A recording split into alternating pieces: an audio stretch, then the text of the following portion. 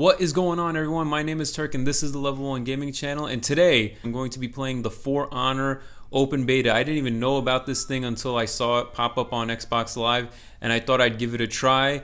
The game is essentially a fighting game where it's like you're battling like historic figures. You could play as knights, you could play as samurai, you could play as Vikings as well, and each of the factions have their own different classes and all that. I've been experimenting with them. There's all these different kind of game modes, so I wanted to get in here and kind of show you guys what this game's all about and kind of talk about why I'm really interested in this game and why I think this is going to be potentially a big hit here.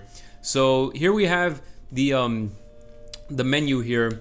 We can do multiplayer pretty much only. Now the game does have a campaign, but I don't know anything about it. It's not in the open beta, but let me just go ahead and get into this multiplayer here. So there's all these different kinds of modes here. There's duel and brawl, which is basically 1v1 and 2v2, things like that. But Dominion is the main mode, I feel like, which is a 4 versus 4, kind of like this, like a full-on war where you're fighting like this massive battle and you're capturing these zones. Kind of like capture the territory or some, those kinds of things with like first-person shooters. But in this, obviously, it's not a first-person shooter. It's a third-person combat game. And all right, here I have the menu of the potential characters that I can pick. Now the furthest to the left are the what were they called? The Vanguards. The Vanguards are the most balanced basic class, and I've been kind of sticking with them mostly. These other guys over here, they're all much more difficult to handle and a little bit more tricky to figure out. So I've been sticking with the Warden, which is the Vanguard Knight.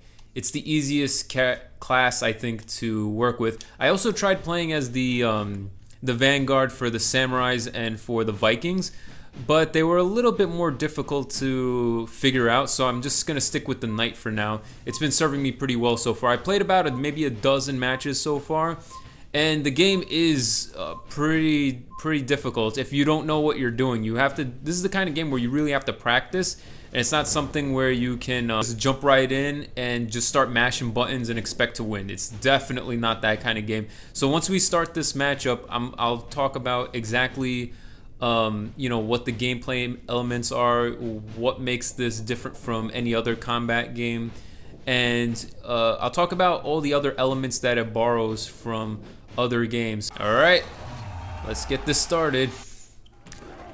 Okay, so here we have this, we're on like this field of battle here.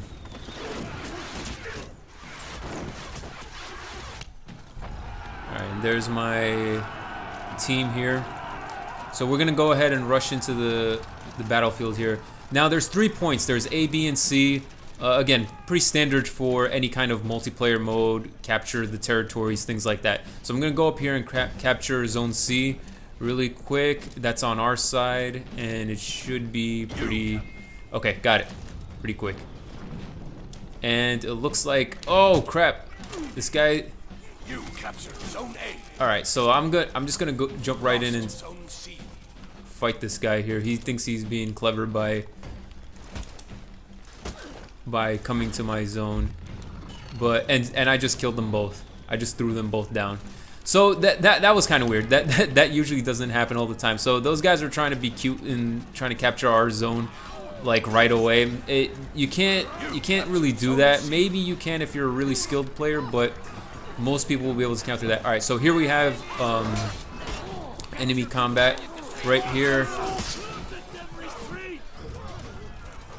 Okay. You lost Zone A. Okay, so the main area, Zone B, this is the contested area, and this is the area where both of our armies will show up and fight each other and push each other all the way to the end of the zone. So as you can see here, my guys here, they're doing a pretty good job fighting off. Oh shit! Holy shit! Okay. Let me counter this guy real quick. Get the fuck out of here. Get out of here with that bullshit.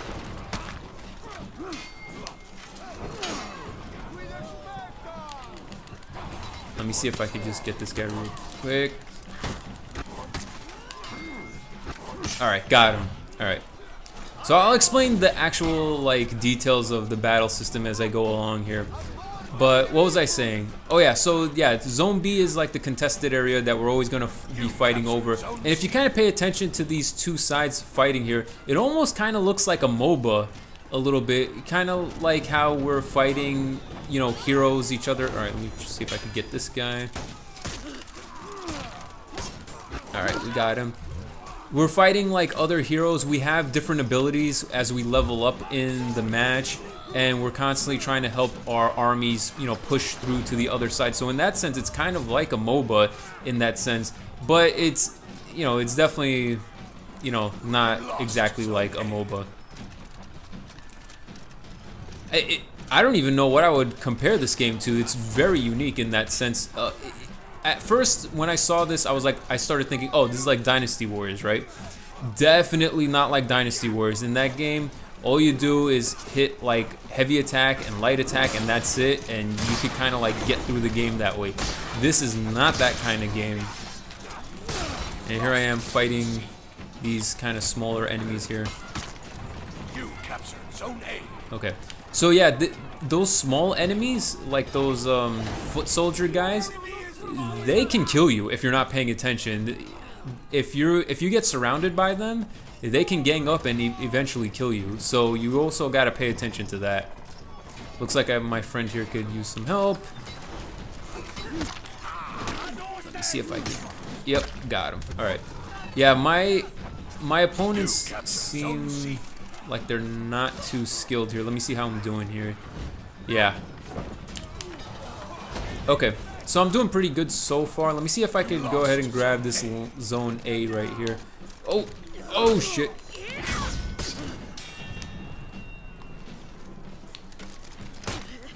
Let's see if I can. Oh. So as I'm playing, you can probably see the triangles over my player, or my character rather, and the other characters. And what that essentially is our like fighting stance. So we could be on top, we could be on the left, or we could be on the right. And that determines which side you're going to attack from. It also determines which side you're going to be blocking from. So if someone's attacking from the top, like that, you're going to want to be on the top here, blocking. So as you can see here, oh shit, and I'm getting ganged up. Damn, and I got killed. Okay, so that actually leads me to one of like the first big tips of this game.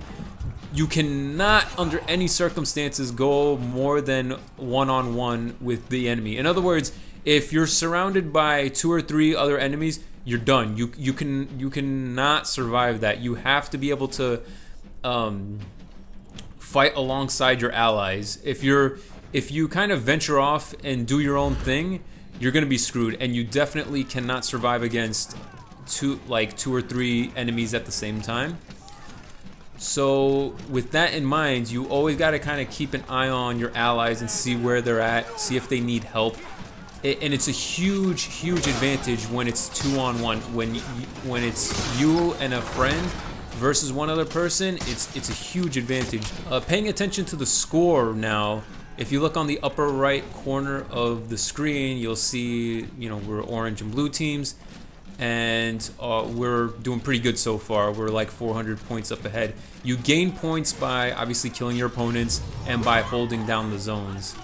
So you always want to be at least controlling 2 of the zones for, you know, to get the maximum. Oh shit! Man, this guy's relentless. Okay. Yeah, my allies are pretty good. All right, and that's the first match there. We won. That was pretty easy though. That was, in fact, that was very easy. Usually it's way more closer than that, or I just get completely stomped. All right, guys, I'm gonna leave it there for now, but join me in the next part of the For Honor Let's Play series. Thank you for watching.